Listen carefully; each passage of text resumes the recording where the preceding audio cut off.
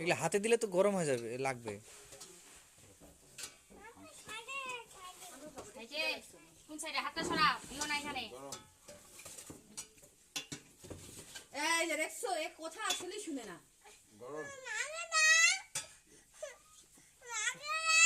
দিচ্ছে দিচ্ছে দিচ্ছে। তুই আসলে মন দিয়ে এবার বুঝিনি, ঠিক আছে বুঝিয়ে দি।